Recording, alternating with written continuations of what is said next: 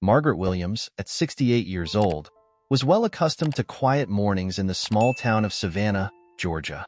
Her modest home, a Victorian-style house with tall windows and a cozy porch, was her sanctuary.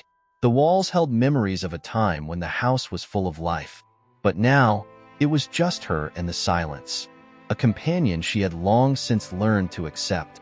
That morning, Margaret got up as usual, donned her blue flannel robe, and headed to the kitchen to prepare her tea. While waiting for the kettle to whistle, she gazed out the window at the still sleeping streets. The soft light of the sun began to paint the sky in shades of orange, and the world seemed peaceful. Margaret smiled to herself, content with the simplicity of the moment.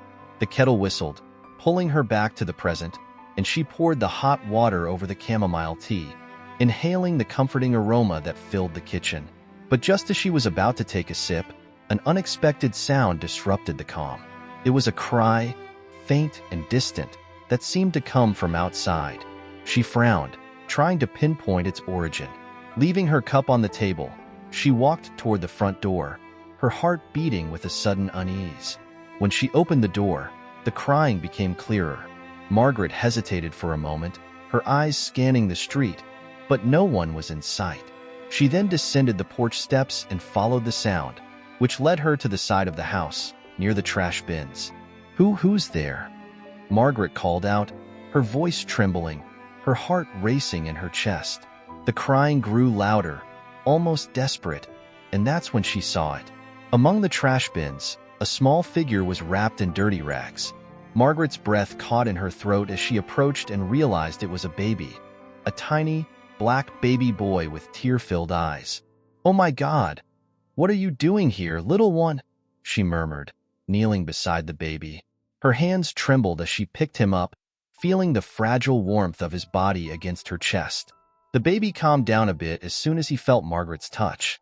He opened his eyes, meeting hers, and Margaret felt something deep and inexplicable. It was as if, in that moment, something had broken inside her.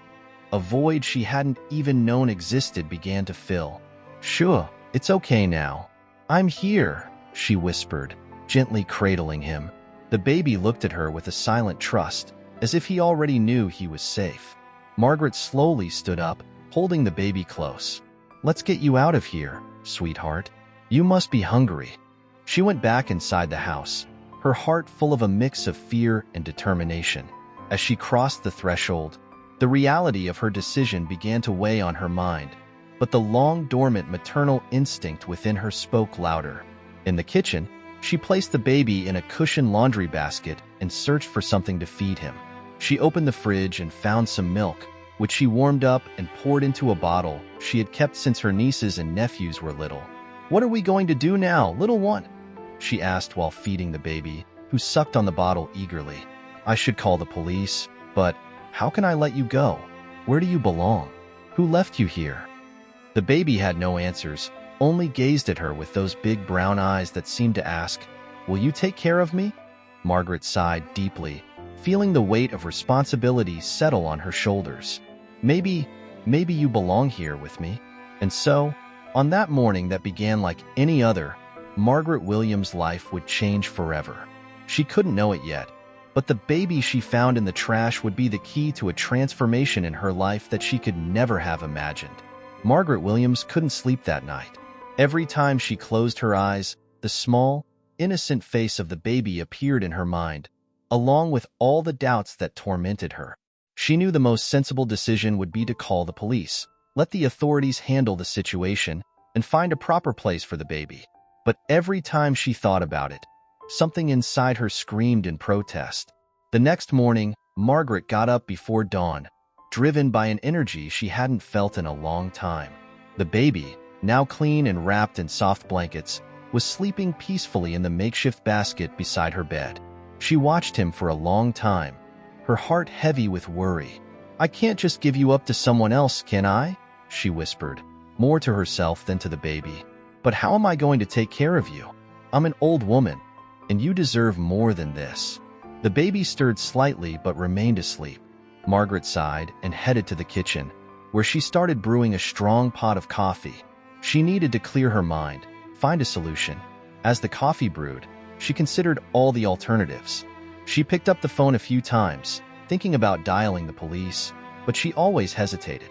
The fear of losing that unexpected connection with the baby was stronger than her sense of duty. And then, something new came to her mind, an idea that was bold but irresistible. "What if I keep him?" she murmured to herself, feeling a mix of excitement and fear. "He could be my child. I'm not that old. I still have strength." She chuckled softly, realizing the absurdity of what she was considering. But as the idea took shape, it began to make more sense. Margaret remembered when she was younger how she had always wanted children, but life's circumstances had prevented it. Now, after all these years, maybe fate was giving her a second chance. The sound of a soft cry coming from the bedroom interrupted her thoughts. Margaret put down her coffee cup and hurried to the bedroom. The baby was awake, his wide eyes filled with tears. Shoo, I'm here," she said, picking him up with the same tenderness as the day before. "You don't have to cry, little one. I'm going to take care of you." As she cradled the baby, Margaret began to convince herself that she was making the right decision. Yes, it would be difficult. Yes, there would be challenges. But in that moment, the love she felt for this little being made her believe she could overcome any obstacle. She walked around the house with the baby in her arms, imagining what their life together would be like. The idea of having someone to care for, to love, filled the emptiness she had felt for so many years. And as she looked at the baby, now calm in her arms, Margaret knew she couldn't let him go.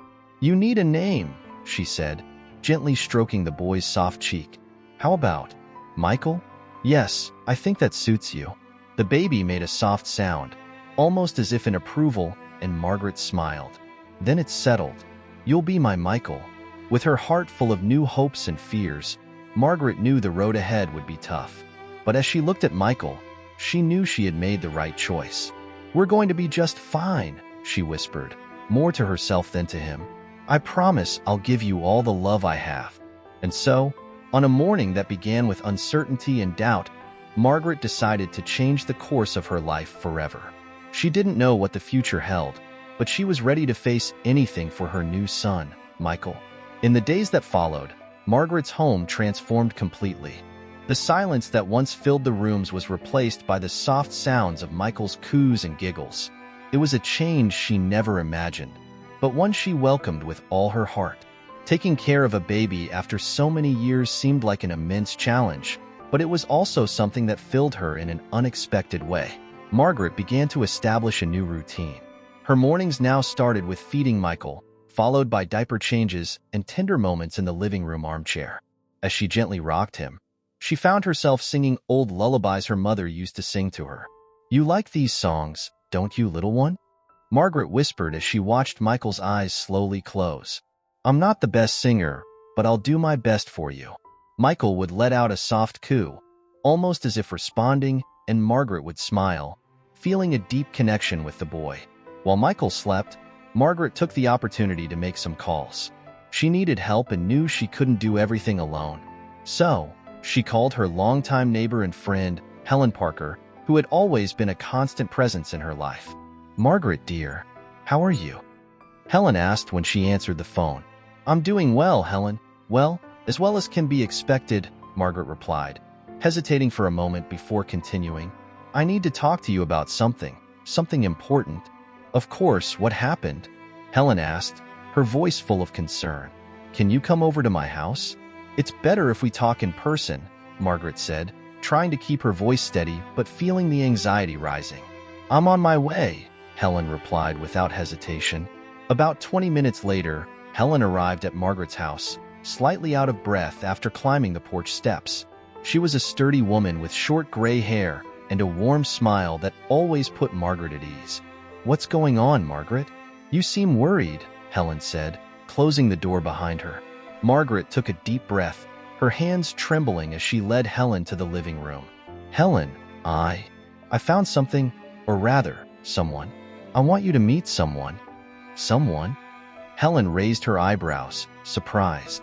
Margaret leaned down and picked up Michael, who was still sleeping in the basket. With the baby in her arms, she turned to Helen, who gasped when she saw the boy. "Oh my God, Margaret. Who is this baby?" Helen asked, her voice full of disbelief. "This is Michael," Margaret said softly, looking at the boy with tenderness. "I found him here, near the trash bins, a few days ago. He was abandoned, Helen." Helen covered her mouth with her hand, her eyes wide with shock. "Someone abandoned a baby? Here? That's terrible, Margaret. But what are you going to do?" Margaret looked at her friend, determination in her eyes. "I'm going to keep him, Helen. I know it sounds crazy, but I feel like he belongs with me. I can't let him go." Helen was silent for a moment, processing Margaret's words. Finally, she stepped closer and placed a gentle hand on her friend's shoulder. "If anyone can do this, Margaret, it's you. But you know it won't be easy, and you'll have to answer a lot of questions." "I know," Margaret replied, holding Michael close to her chest, "but I'm willing to face all of it. He needs me, and I think I need him too." Helen nodded, the respect and admiration evident in her eyes. "Then let's make this work. Whatever you need, I'm here to help." From that moment on, Helen became an essential ally for Margaret. Together, they made sure Michael had everything he needed: clothes, diapers, a proper crib. Helen even took Margaret downtown to buy the supplies, making sure her friend didn't face it all alone. But even with Helen's support, Margaret knew she had to make an important decision soon. Keeping Michael meant more than just love and care. It meant facing difficult questions and possibly involving the authorities. That night, after putting Michael to sleep in his new crib, Margaret sat at the kitchen table, staring at the phone. She knew she had to make the next big decision. "Are you ready for this, Margaret?" she asked herself out loud, the silence of the house weighing on her. With a deep sigh, she finally picked up the phone and dialed a number she hadn't used in a long time. As she waited for someone to answer, her heart pounded in her chest. "Hi, it's Margaret." "Yes, it's been a while," she began, her voice hesitant. "I need a favor, something serious. We need to talk about a child." And with that call, Margaret took another step toward the uncertain future she now shared with Michael. She didn't know what fate had in store for them, but she was determined to fight for what she believed was right. Margaret felt a knot in her stomach as she waited in the small social services office. It had been a difficult decision, but she knew she needed to make Michael's guardianship official if she wanted to protect him and take care of him properly. Helen was by her side, holding her hand reassuringly. "You're doing the right thing, Margaret," Helen whispered, noticing the tension on her friend's face. "Michael deserves a safe home, and you can give that to him." Margaret only nodded, still deep in her own thoughts. She knew that facing social services meant answering tough questions, and possibly even risking losing Michael. But at the same time, she knew she couldn't keep living in constant fear that he might be taken away. Soon, a social worker entered the room. She was a young, professional woman with a friendly smile, but it was clear she was there to do her job objectively. "Mrs. Williams," she called. Margaret stood up, holding Michael in her arms, and walked over to the social worker. Helen stayed by her side, offering silent support. "Thank you for coming, Mrs. Williams. I'm Emily Turner, the social worker assigned to your case," the young woman said as she led them to a small private office. Margaret and Helen sat down, and Emily began reviewing the papers in front of her. "I understand that you found Michael abandoned and decided to keep him. Is that correct?" Emily asked, looking at Margaret with a serious expression. "Yes, I found him near my trash bins a few days ago," Margaret replied, trying to keep her voice steady. "He was alone, vulnerable. I couldn't just leave him." "Of course, it's a complicated situation," Emily agreed, making some notes. "But I need to understand better. Did you contact the police or notify anyone about the baby before deciding to keep him?" Margaret felt a lump in her throat. She knew this question was coming, and the answer worried her. I didn't call the police," Margaret admitted, her voice low. "I was afraid of what might happen to him if I did. He seemed so helpless, and I felt it was my duty to protect him." Emily looked at Margaret with a gaze that mixed understanding with professional duty. "I understand your feelings, Mrs. Williams, but I also have to remind you that the law requires cases like this to be reported to the authorities. You understand the implications of that, right?" Margaret nodded, feeling tears start to form. "I do. And that's why I'm here now. I want to do things the right way, to make sure Michael has a safe home." Helen, sensing her friend's distress, intervened. "Margaret is a good woman, Emily. She's cared for Michael with all the love and attention. What she did may not have been the most conventional, but it was done with the best intentions." Emily paused, observing the two women before speaking again. "I'll need to conduct a full investigation into the circumstances of Michael's abandonment and assess whether Mrs. Williams is a suitable guardian for him. This process may take some time, and until then, Michael will need to remain in state custody." Margaret's heart sank. The idea of losing Michael, even temporarily, was unbearable. She looked at Emily with a desperation she couldn't hide. "Please don't take him from me. He's already been through so much. I can take care of him. I swear I can," Margaret pleaded, her voice trembling. Emily took a deep breath, as if weighing the situation. "I know this is hard for you, but there are protocols we have to follow. However, we can consider the possibility of you being a temporary caregiver, as long as you pass an evaluation and are deemed fit. I'll need to do a home visit, and there will be other steps to follow." Margaret nodded, accepting the offer with a mix of relief and anxiety. "I'll do whatever it takes. I just want him to be safe." Emily offered an encouraging smile. "Let's start the process. I know this isn't easy, but if everything goes well, we can find a solution that's best for Michael." After a few additional instructions, Emily left, leaving Margaret and Helen alone in the office. The silence between them was heavy, filled with conflicting emotions. "You did what needed to be done," Helen said, breaking the silence. "Now it's just a matter of time. We'll get through this together." Margaret took a deep breath, trying to control her emotions. She knew this was just the beginning of a long journey, but she was determined to do whatever it took to ensure Michael remained a part of her life. "I know, Helen," Margaret replied, a touch of hope in her voice, "and I'm not going to give up. Michael is my son now, and I'll fight for him, no matter what." In the weeks that followed, Margaret's life was in a whirlwind. The process of becoming Michael's temporary guardian involved much more than she had anticipated. Every day brought a new requirement, a new visit, a new form to fill out. Helen remained by her side, helping with everything she could, but the exhaustion was starting to weigh heavily. On a particularly chilly afternoon, Margaret sat in the living room with Michael nestled in her arms. The baby was growing quickly, and his smiles and giggles brightened Margaret's days in ways she had never imagined. "You've brought me so much joy, little one," she murmured, gently stroking Michael's soft cheek. "I can't imagine my life without you."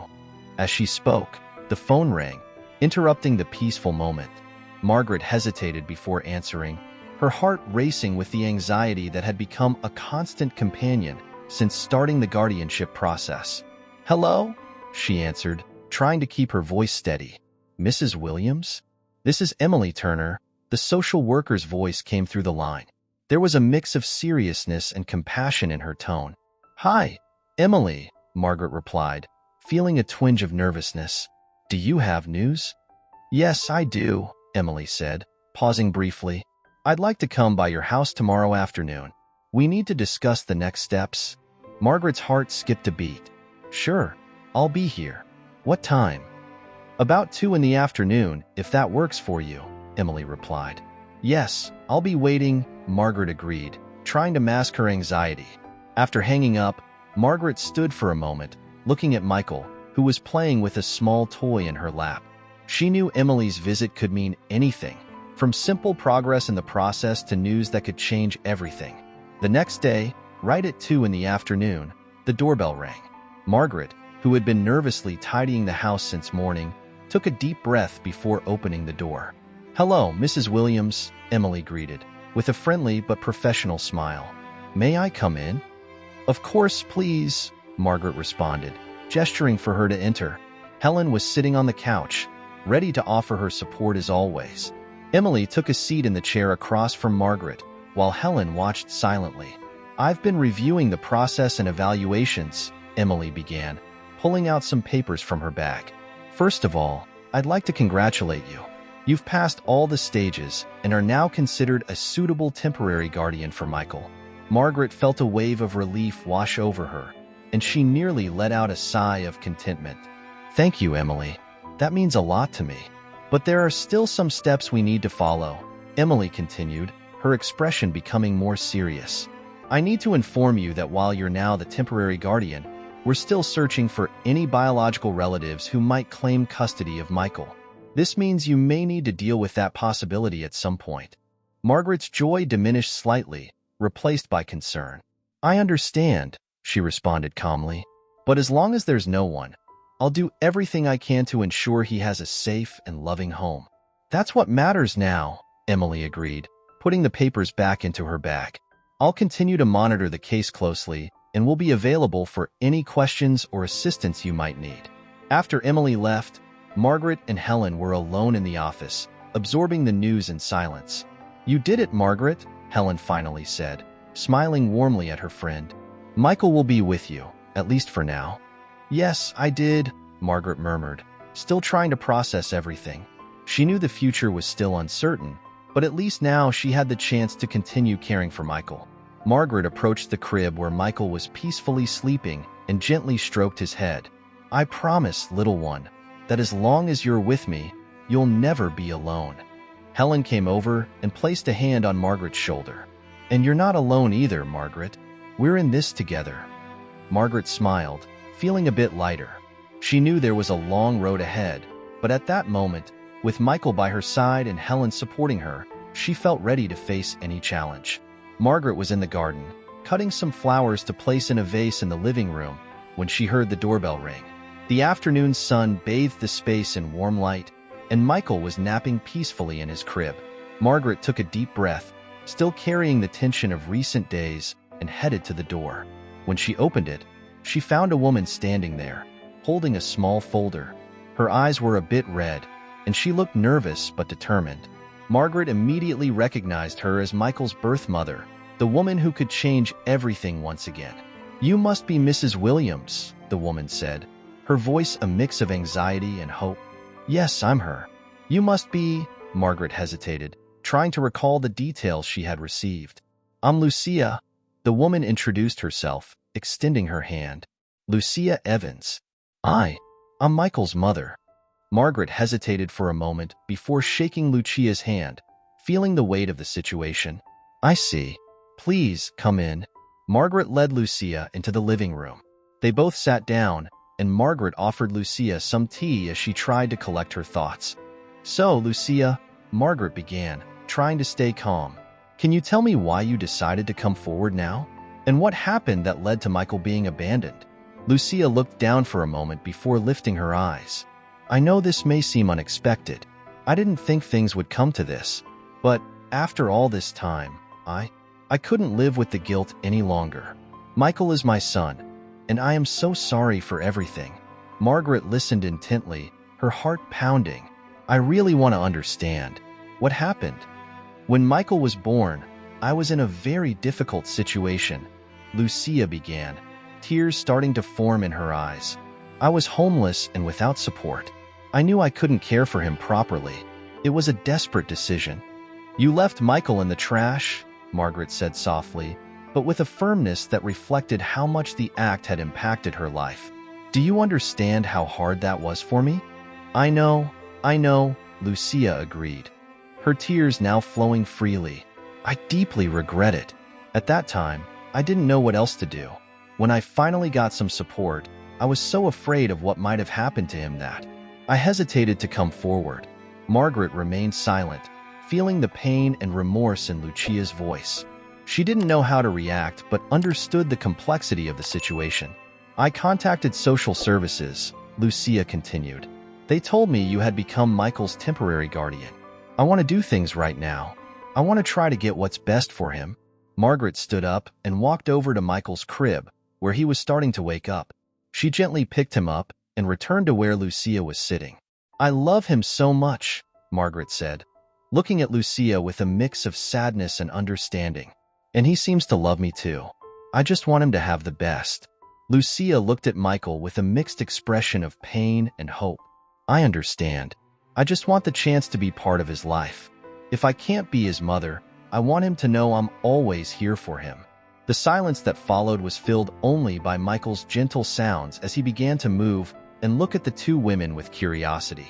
Margaret knew that the decision about Michael's future was far from settled, but seeing Lucia's sincerity gave her a bit of hope. "We can work on this together," Margaret suggested, with a note of determination in her voice. "I want what's best for Michael, and if that means you can be part of his life in some way, then we can find a way." Lucia nodded, looking a bit more relieved, and wiped her tears. "Thank you, Margaret. I really appreciate your willingness to do this." The two women stood up and hugged, a gesture that symbolized the beginning of a mutual understanding. As Margaret placed Michael back in his crib, she and Lucia discussed how they could work together to ensure Michael had a happy and healthy future. Margaret knew the road ahead would be complicated, but she was determined to face any challenge for Michael. She was beginning to see that even in the toughest situations, empathy and collaboration could open doors to new beginnings. The following days were filled with a mix of tension and hope. Margaret and Lucia continued to meet regularly to discuss the next steps and how they could work together for Michael's well-being. Although there was growing understanding between them, the situation remained complex. On a rainy afternoon, Margaret was sitting at the kitchen table, going over some important documents. The sound of the rain tapping against the window was almost comforting, but the worry she felt was ever present. "Do you think everything will work out?" Helen asked, looking at the papers spread out on the table. "I hope so," Margaret replied, rubbing her tired eyes. "But there are still so many uncertainties. Lucia wants to do what's right, but the system is complicated. And her financial situation, we don't know how that will affect the decision." Helen nodded in understanding. "It's a tough situation for everyone, but Michael is doing well now, and that's what matters most." At that moment, the doorbell rang again, and Margaret got up to answer. It was Lucia, carrying a large envelope filled with documents. "Hi, Lucia," Margaret said, trying to mask her anxiety. "Come on in." Lucia entered and sat at the table, looking at Margaret and Helen with a look of determination. "I brought some additional documents. They're proof of my financial situation and what I've managed to put together about my plan to care for Michael." Margaret and Helen reviewed the documents as Lucia began to explain. "I've secured a part-time job and have a small apartment. It's not ideal, but it's a start. I'm doing my best to ensure I can provide a stable home for Michael." Margaret looked up from the papers and met Lucia's gaze. "That's a good start. But we still need to make sure everything is in order for the court to consider your proposal." Lucia nodded. "I understand. I'm willing to do whatever it takes. I just want Michael to have the best." As Margaret and Lucia continued to go over the documents, Helen watched with a look of concern and hope. Hours later, as evening arrived and the rain stopped, Margaret and Lucia found themselves outside the courthouse for the hearing. The tension was palpable, and both women were nervous. "I just want this to end well," Lucia said, looking at Margaret. "I know I made mistakes, but I'm doing everything I can to make it right." "I know," Margaret replied, holding Lucia's hand in a gesture of support. "Just do your best. Michael deserves every opportunity." When they entered the courtroom, they were met by a serious judge and a team of social workers. The hearing began, and the judge reviewed the documents and listened to the statements from both parties. Margaret spoke about the time she had spent with Michael and how he had thrived under her care. "I know Lucia made difficult choices, but she is making a genuine effort to improve her situation," Margaret stated sincerely. "Michael is happy and healthy now, and I hope we can find a solution that's best for him." Lucia also made her statement, highlighting her efforts to ensure a stable future for Michael and her desire to be a part of his life. The judge listened attentively and paused before delivering the verdict. "This is a difficult and delicate case. I acknowledge the efforts and dedication of both parties. We will grant an additional evaluation period to ensure all conditions are met and to assess the environment each party can offer." Margaret and Lucia looked at each other, both exhausted but with a glimmer of hope. The final decision would be delayed, but the judge had recognized their efforts. "We will continue with the process and do our best to ensure Michael has the future he deserves," the judge concluded. After the hearing, Margaret and Lucia walked away from the courthouse, a bit relieved but aware that there was still much to be done. "You did well today, Lucia," Margaret said, offering a tired smile. "Let's keep working on this for Michael." "Thank you, Margaret," Lucia replied, with a look of gratitude. I know we're on the right path. I just need a bit more time to show that I can be a good mother to him." Margaret nodded in agreement. "We'll face this together. Michael deserves the best from both of us." As the two women walked away from the courthouse, there was a sense of collaboration and determination in the air. The road ahead was still long and filled with challenges, but they were committed to doing whatever it took to ensure Michael had a bright future. The following month was a period of intense adjustments and negotiations. Margaret and Lucia met several times to discuss the details of the custody plan and ensure everything was in order for the upcoming hearing. Meanwhile, Michael continued to grow and thrive in his loving and secure environment. On a sunny afternoon, Margaret and Lucia were sitting in Margaret's living room, going over the final planning. Helen was also there, helping to organize the documents and offer advice.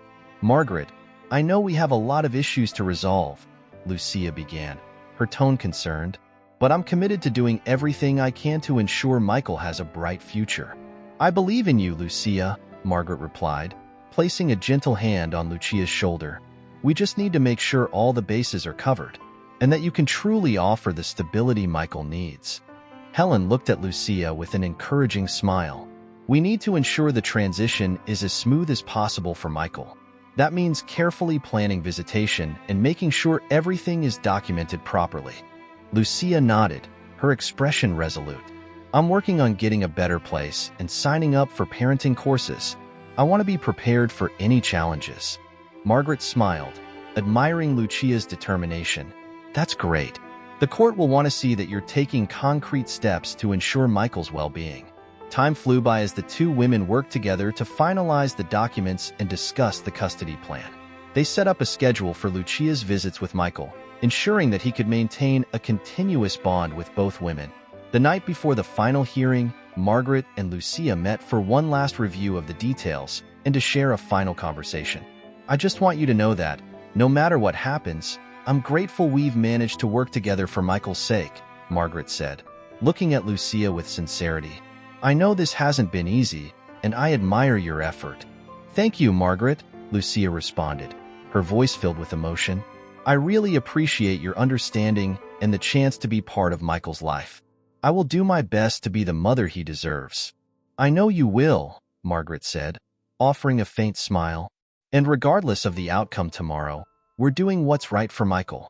The next morning, Margaret and Lucia met again at the courthouse. Both were visibly nervous, but prepared to face what was ahead. When they entered the courtroom, they were greeted by the judge, social workers, and other involved parties. The atmosphere was formal, but there was a sense of anticipation in the air. The judge reviewed all the documents and listened to the final statements. Margaret spoke about Michael's progress and how he was adapting well to his current environment. "I'm confident that Lucia is doing everything she can to improve her situation," Margaret stated sincerely. "And I'm committed to ensuring that Michael has a smooth transition and continues to maintain a relationship with his biological mother." Lucia also made her final statement, emphasizing her plan for the future and her dedication to providing a stable home for Michael. "I know the road has been tough, but I am determined to be the mother Michael deserves. I appreciate the opportunity to prove that." The judge listened carefully and, after considering all the information, made the verdict. "I recognize the effort and dedication of both parties. I believe that with the proposed plan, we can find a balance that benefits Michael. We will approve a shared custody plan, with regular visits and a transition period to ensure Michael adjusts well." Margaret and Lucia looked at each other with relief and hope. The decision allowed Michael to remain in Margaret's home, with regular visits from Lucia to ensure he maintained a connection with his biological mother. "Thank you, Your Honor," Margaret said, with a look of gratitude. "We'll do our best to ensure Michael has everything he needs." Lucia also expressed her thanks, her eyes shining with relief and hope. "Thank you for giving us the chance to do this right. I will work hard to be the mother Michael deserves." As they left the courthouse, Margaret and Lucia embraced, a gesture of mutual support and collaboration. They knew the path ahead would still be filled with challenges, but they were committed to doing whatever it took to ensure Michael had a happy and healthy future. With a new perspective and a plan in place, Margaret and Lucia prepared for the next phase of their journey, full of hope and determination to give Michael the life he deserved. With the custody plan in place, Margaret and Lucia began working on Michael's gradual transition to a new phase in his life. Adjusting to these changes involved new routines and adaptations, and each passing day saw Michael becoming more comfortable with the shifts. On a crisp autumn afternoon, Margaret was helping Michael with his homework at the kitchen table, while Lucia was on a scheduled visit. The house was filled with laughter and the smell of baking cookies, creating a warm and welcoming atmosphere. "You did a great job with those math problems, Michael," Margaret praised, looking at her adopted son with pride. "Thanks, Margaret," Michael replied, rubbing his tired eyes. "I'm happy to show you what I've learned." At that moment, the doorbell rang, and Michael jumped up to answer it. It was Lucia, carrying a bag of new toys and books. "Hi, Michael." "Hi, Margaret," Lucia said with a warm smile. "I brought some new things for you. I hope you like them." "Hi, Lucia," Michael exclaimed, rushing to greet her. "What's in the bag?" Lucia handed the bag to Michael, who eagerly started to dig through the contents. "I brought some books and toys that I thought you might like. I wanted to do something special for our visits." Margaret watched the interaction with a smile. "That's wonderful, Lucia. Michael really appreciates these gestures. He's adjusting so well to the new visits." "I'm trying," Lucia replied, with a determined look. "I want to make sure he knows I'm here for him and that I'm doing my best." As the afternoon went on, Lucia helped Michael explore the new toys and books. Margaret took the opportunity to talk with Lucia about how she was adjusting to the new routine. "How are you handling your new home and job?" Margaret asked while preparing a snack for everyone. "It's a bit hectic, but I'm managing well," Lucia replied. "The new place is small, but it's cozy, and the job is going well. I feel like I'm starting to find my rhythm." Margaret nodded. "I'm glad to hear that. Michael has been talking a lot about how much he's enjoying the visits and the new activities you brought." Lucia smiled, visibly relieved. "That's a relief. I just want him to know that despite everything that happened, I'm here for him and want the best for him." After the snack, Margaret and Lucia discussed the next step in the custody plan. With the judge's approval, Lucia's visits would become more frequent, and the transition to the new living arrangement would begin to take shape. "We need to make sure Michael feels comfortable and not overwhelmed by the changes," Margaret said. "We're doing our best to help him adjust well to this new dynamic." "I agree," Lucia responded. "I want to work with you to make sure everything goes as smoothly as possible. If there's anything I can do to help, please let me know." Margaret smiled and took Lucia's hand in a gesture of gratitude. "I appreciate your willingness and the effort you're putting into this. Together, we can ensure Michael has a bright and balanced future." As the afternoon turned into evening, Margaret, Michael, and Lucia spent time together, creating memories and strengthening the bonds that would support their new phase of life. Michael, delighted with the new toys and books, looked at Lucia with a smile. "Thanks, Lucia. I'm looking forward to the next visits." Lucia smiled back, her eyes filled with love and hope. "Me too, Michael. We'll have many happy moments ahead." With the house now filled with a new energy and optimism, Margaret and Lucia prepared for the next stage of their individual journeys, knowing that their partnership and mutual effort would benefit Michael and help him thrive in his new reality. With the new routine in place, Margaret and Lucia were settling into their roles in Michael's life. Although there was a growing sense of stability, unexpected challenges lay ahead. The new dynamic was beginning to show its complexities, and both Margaret and Lucia had to deal with unforeseen issues. On a chilly winter evening, Margaret was at home preparing dinner when Michael burst into the kitchen with a worried look on his face. "Margaret, can you help me with something?" Michael asked, his voice trembling a bit. "Of course, Michael," Margaret replied, stopping what she was doing and turning to him. "What's the matter?" Michael hesitated before speaking. "It's about school. I'm having some trouble with a classmate, and I don't know what to do." Margaret moved closer and placed a comforting hand on Michael's shoulder. "Let's talk about it. What exactly is going on?" "There's a kid who keeps bothering me at school," Michael explained, frustration in his voice. "He makes mean comments and teases me. I don't know how to handle it." Margaret sighed and pulled out a chair for Michael to sit down. "I'm sorry you're dealing with this, Michael. Let's see what we can do to address the situation.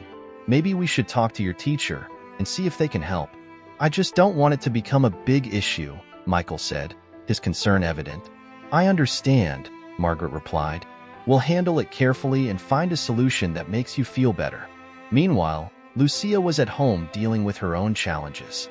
She was facing difficulties at work and trying to balance the new responsibilities with her personal life. Her new house also required more work than she had anticipated. One evening, Lucia called Margaret to discuss a problem she was facing. "Hi, Margaret, can I talk to you for a moment?" Lucia asked, her voice tired. "Of course, Lucia. What's going on?" Margaret responded, concerned. "I'm having some issues at work and I'm starting to feel overwhelmed," Lucia explained. "Also, my new house needs more repairs than I thought, and it's becoming a challenge to balance everything." "I understand," Margaret said empathetically. "It's a tough situation. Do you want to talk more about it? Maybe we can find a solution together." "I'd appreciate that," Lucia replied. "I'm trying to handle everything on my own, and sometimes it feels like I'm not going to make it." "Don't worry," Margaret said. "We're in this together. Let's set up a time to talk and see how we can help each other." The next day, Margaret and Lucia met to discuss their issues. They talked about the difficulties they were facing and shared strategies for managing stress and challenges. "I've been thinking about how you might get some additional support at work," Margaret suggested. "Maybe you could talk to your supervisor about the workload, or look for help with the repairs on the house." "Those are good ideas," Lucia said, relieved. "I really need some help managing all of this." Margaret smiled. "And what about Michael? Let's work together to ensure he gets the support he needs at school, too." Lucia nodded. "Yes, definitely. Let's see what we can do to help Michael with the situation at school." As winter progressed, Margaret and Lucia continued to face the challenges that arose. They learned to support each other and find creative solutions to the problems they encountered. Over time, Michael began to feel more comfortable with the support from Margaret and Lucia. He became more confident in handling issues at school and started to open up more about his feelings. Margaret and Lucia, in turn, found ways to manage their responsibilities and deal with the difficulties of everyday life. Together, they created a stable and loving environment for Michael while navigating the challenges in their own paths. Through open communication and mutual support, the three found a balance that allowed everyone to thrive, even in the face of adversity. As winter gave way to spring, Margaret, Lucia, and Michael had settled into a comfortable rhythm. Lucia's visits had become a natural part of the routine, and Michael was adapting more each day to the new family dynamic. However, an unexpected discovery was about to cast new light on everyone's story. On a Saturday afternoon, Margaret was in the attic organizing old boxes in preparation for a spring cleaning. Michael was helping, curious about what they might find in the dusty boxes. "Look at this, Margaret," Michael exclaimed, pulling an old box from the top of a pile. "What's inside?" Margaret moved closer, brushing off the dust. "Let's see. It might be something interesting." They opened the box to find a collection of old photos, documents, and a small jewelry box. Margaret began examining the items, while Michael flipped through the photos with interest. "These photos are from when I was young," Margaret said, holding up a picture of a young woman and a smiling man. "This is me and my husband, many years ago." Michael glanced at the photo with curiosity. "You've never talked much about your past, Margaret." Margaret smiled softly. "There was a lot of life before you came into it, Michael. Sometimes it's nice to remember old times." As Margaret went through the jewelry box, she found an old, yellowed letter. She unfolded it carefully and began to read, her expression growing thoughtful. "Michael, look at this," Margaret said, handing him the letter. "It's from an old friend. It seems he was trying to reach out a long time ago." Michael read the letter with care. He mentions something about a secret and apologizes for not having shared it sooner. "Yes, I remember this friend," Margaret said. "He had a complicated story, and I wasn't sure what to do at the time. I didn't expect to hear from him again. Do you think this could be connected to our story?" Michael asked, intrigued. "It's possible," Margaret replied, contemplative. "I'll need to investigate further.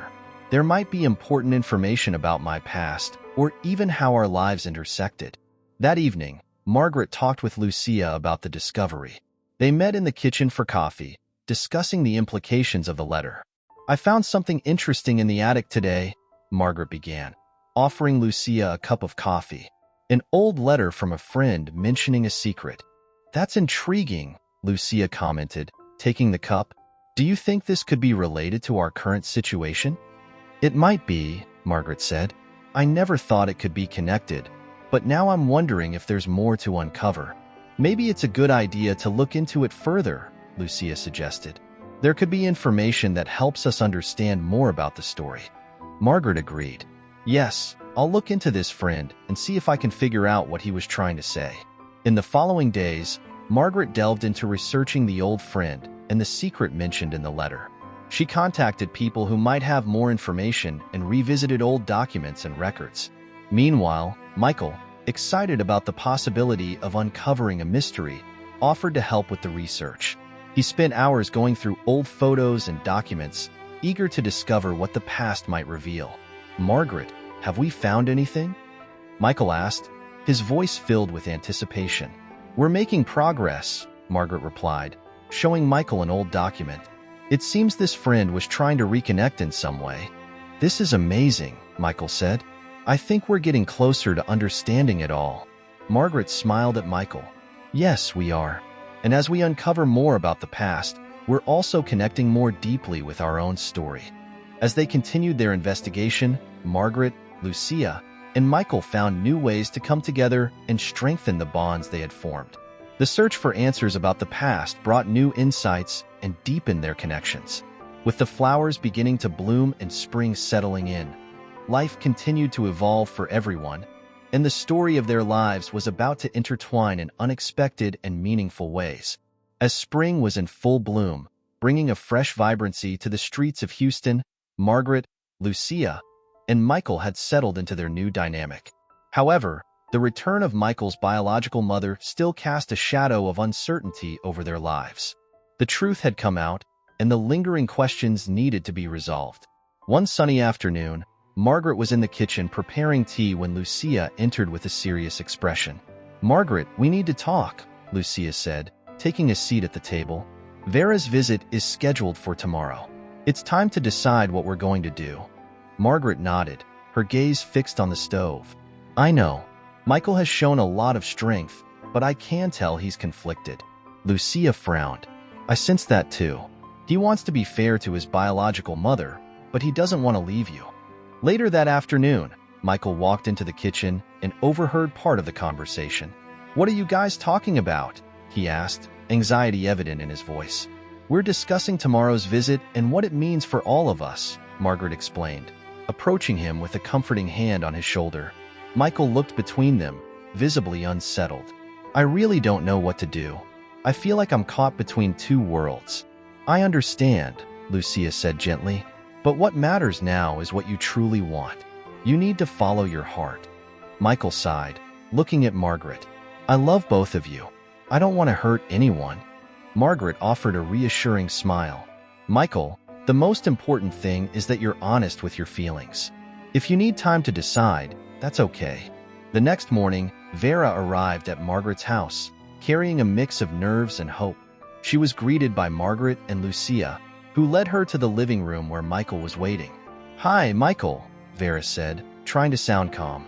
I know this must be difficult, but I'm here to explain everything that happened. Michael looked at Vera with a blend of curiosity and sadness. I just want to understand. Why did you leave me? Vera took a deep breath before answering. At that time, I wasn't able to take care of you. I was going through a very tough situation, and unfortunately, I couldn't give you the life you deserved. I tried to find a safe place for you, and Margaret appeared like an angel in my life.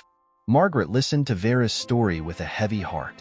She sat beside Michael, holding his hand to offer support. I just want you to know, Vera continued, that it was never easy for me to make that decision.